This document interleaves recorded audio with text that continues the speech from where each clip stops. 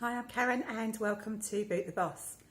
So we did a live the other day and somebody wanted me to talk about the effects of leaving my corporate job and what that had done to relationships in my life. And obviously on a live, I talked about it for 5 minutes or so, probably a bit less than that. But I thought I'd go into a little bit more detail about what I found and how it's been, and maybe what you can expect when you boot the boss too, or maybe you already booted the boss and you faced something similar. So comment down below and let me know your experience. But this is kind of my experience of it. In that, before I booted the boss, I had a big range of friends, went out together, went away together, did lots of things together. And I would have said that they were friends. They were friends. We spent a lot of time together. We had a lot of fun together. And when I decided that the corporate life, the city life in London wasn't for me anymore, and I was going to do my own thing. Initially, they were all fairly supportive, I think, and quite happy for me, and it was all right. But then when I actually did it and I started getting some success, and then they saw that I didn't have to commute into London anymore, I didn't have to put up with, working for the man, working for the man, and being in an office 9 to 5, and I was always happy with my life. I loved my life. I was extremely happy with what I did. It wasn't that I was unhappy. I was fed up with the commute. That was getting me down. That was really getting me down. But I just wanted my time to myself. It wasn't that I hated where I worked. It wasn't that the people were horrible or anything else. It wasn't. It was none of those things. I just wanted my life to myself, and I wanted to not have to commute into London every day. I just wanted to commute to the sofa and get on my work and not have to bother with the tubes and all that sort of stuff, because I was just fed up with being away so much and never being at home. And so the more it happened and the more I started to solidify that freedom, but I've not gone down that road completely. I've got a long way to go, a huge amount to go yet. I'm a long way from where I want to be, miles and miles and miles from where I want to be. But the more I've gone down that road, I left my job now. I resigned over a year ago, and I left about 8 or 9 months ago now. So it's been quite some time that I've not been working full time or doing the 9 to 5 sort of job. And I think, a lot of those friends have drifted away, and that's not all to do with them. Because, to be fair, I've been so busy and so focused on building my business, I've not really given them enough time and attention to keep those friendships going. Some of them have kept going just naturally, and I guess they're the ones that are really special because you don't have to do anything, and they're just there. And some have drifted away, but that's fine, and I wouldn't change that for the world. I would not have my corporate life back and my corporate friends and give up what I've got now. No way. So it's not all bad, and when you think it's happening and you see all these changes in people and they're not, they're just not as happy for you as you expected, you kind of think, wow, you find out that you don't necessarily want them in your life anyway, because you want people in your life that support you and that want the best for you.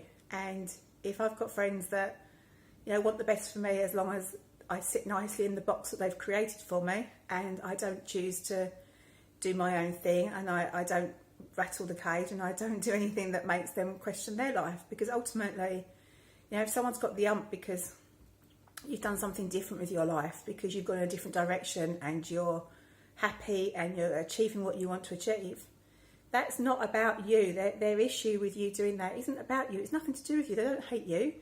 They hate themselves. They hate their own life, and you're making them question what they do, because when everyone just follows the path and does what society tells them they should do, and they go to work and they moan about it, and they go out on a Friday night after work and they moan about all the people at work and all the rest of it. Everyone gets caught up in this cycle, and I think if you break that cycle and you walk away and you show them that there's a different path and they don't have to do that, people don't like it. They don't like it because they don't feel that their path is open to them for whatever reason. Maybe they just have the confidence, maybe they just don't have the entrepreneurial streak in them. Maybe they just have no interest, you know. None of it's wrong. It's just, it's not for them, but they're jealous of what you're achieving. So they don't want to give up their nice comfy job. They like their comfy job. They like what they see as a stable and, you know, guaranteed income. I mean, we know it's not, but that's how it's viewed when you're in that job. And they like that, and they don't want to give it up. So it's not that they want to do what you're doing. They just don't want you to do what you're doing, because then you force them to recognise there's other things that could be done. Because while everyone else is doing the same thing, it doesn't feel so bad. You know, to them, it doesn't feel as bad because everyone else is in the same situation and everyone else is doing the same thing. But when you prove that doesn't have to be the case, then, you know, people don't like that, and that you don't fit in their box anymore. They've created a box for you, and while you're sitting in that box, they're quite happy. But when you go, no, I'm not having this box, I'm getting out of this box, I'm doing my own thing, they're like, no, we don't want that, we don't like that. So I think the first thing to accept is that, you know, it's not about you, that you haven't changed. Well, you probably have, but you haven't changed the person. You're still who you are. You're still exactly the same person they knew. So it's not you that's the issue, it's their life that's the issue. So recognise that. And, you know, the more you grow your business, the more people are going to have an issue with you. And the bigger your business, the bigger the issue they're going to have. And the bigger the gripe they're going to have, and the more they're going to try and take you down. Because you're making them question their life. But recognise that if you've always done everything from a position of kindness, if you've always come from, if what you're doing is, as long as you're not ripping people off or behaving badly, then, you know, it doesn't matter what they think. It doesn't matter how much they try and dim your light. Don't let anybody else dim your light, you know. If your light is shining so bright it's getting in their eyes because you're moving forward and you're moving up, then that's the brilliant thing. Keep shining that light.